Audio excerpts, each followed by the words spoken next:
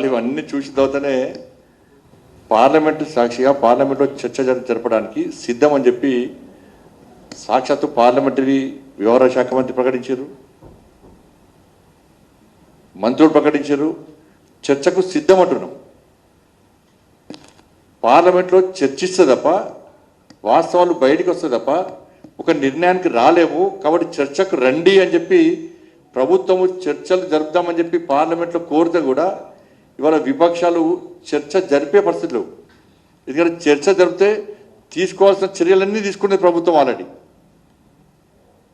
వాళ్ళకి అవకాశం రాదు. కాబట్టి చర్చ జరపకుండా ఇవాళ రాద్ధాంతం చేసి 2 నెలలు ఏం మాట్లాడలే.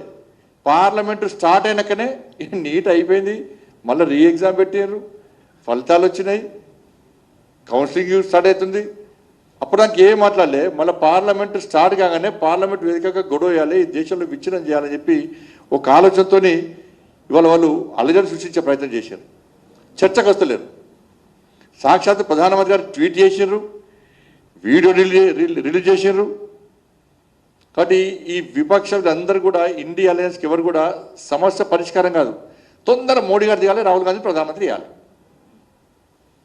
బీజేపీని గద్దెదించాలి, బీజేపీ మీద విషం జిమ్మాలే. ఈ దేశంలో ప్రజల లోపల యువత లోపల తప్పుడు ఆలోచనలు తయారీ అని చెప్పి ఒక దుర్మార్గమైన ఆలోచనతో ఇలా విధ్వంసం సృష్టించే ప్రయత్నం ఇలా విపక్షాలు చేస్తున్నాయి. అందుకే ప్రధానమంత్రి రాజీనామా చేయాలి అవి అంటున్నారు.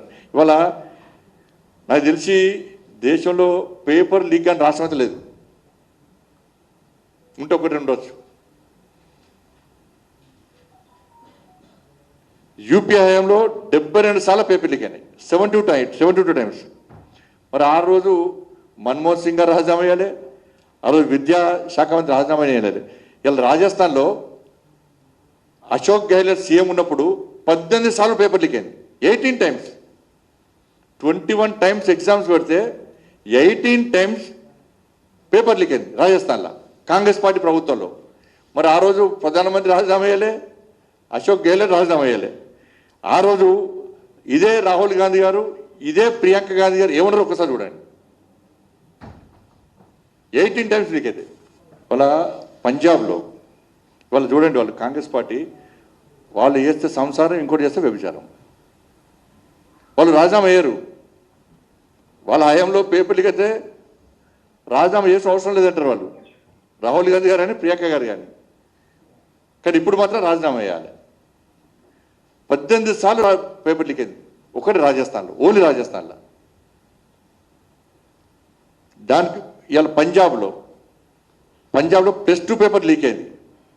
మరి కేజ్రీవాల్ రాజీనామా వేయాలి, రాష్ట్ర ముఖ్యమంత్రి రాజీనామా వేయాలి. కర్ణాటకలో మొన్న 10th క్లాసుతో పాటు PUC పేపర్ లీక్ అయింది, అక్కడ రాష్ట్ర ముఖ్యమంత్రి రాజీనామా వేయాలి. ములాయం సింగ్ హయాంలో, అఖిలేష్ హయాంలో పేపర్ లీక్ అయింది, వాళ్ళకి రాజీనామా వేయాలి. బెంగాల్లో టీచర్ రిక్రూట్మెంట్లో మొత్తం అవకతవకలు జరిగితే పెద్ద ఎత్తున యుద్ధం జరిగింది. ఆడ మమతా బెనర్జీ రాజీనామా వేయాలి.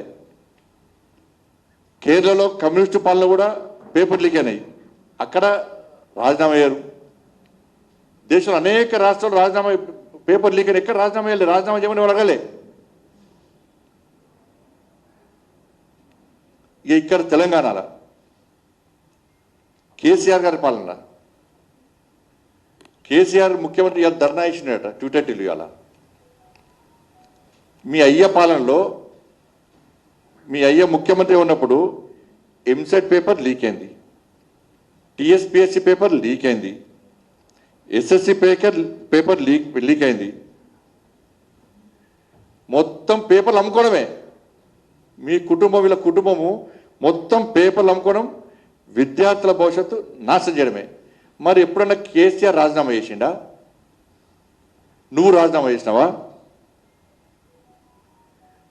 గ్రూప్ 1 పేపర్ లీక్ అయితే నేను ఫైట్ చేస్తుంటే, గ్రూప్ 1 పేపర్ లీక్ అయితే దానికి వ్యతిరేకంగా ఫైట్ చేస్తుంటే, ఎవడో 10th పేపర్ లీక్ చేస్తే వాడిని అసలు పడుకోక చేతగాక ఈ ఫాల్తుగాళ్ళు అర్ధరాత్రి నన్ను అరెస్ట్ చేసి 5 నిమిషాలకు ఒకసారి కేసీఆర్ అనే వ్యక్తి మందు దాగి, ఫామ్ హౌస్లో మందు దాగి సిపికి ఫోన్ చేసి ఏడేడు దింపుతున్నావు, ఎక్కడెక్కడ దింపుతున్నావు, ఎట్లా దింపుతున్నావు, బండి సంజయ్ డ్రెస్ వేసుకున్నాడా, ఏ డ్రెస్ వేసుకున్నాడు, ఏ ప్రాంతంలో ఉన్నావు, రాత్రంతా దింపాలే, పోలీస్ స్టేషన్లో తీసుకురావద్దు, తెల్లారి జైలుకి పంపాలి, జైలుకి పంపారు. కోర్టు ఏం చేసింది, ఇది ఫాల్తు కేసు, ఫాల్తు కాళ్ళు పెట్టిన కేసు ఇది,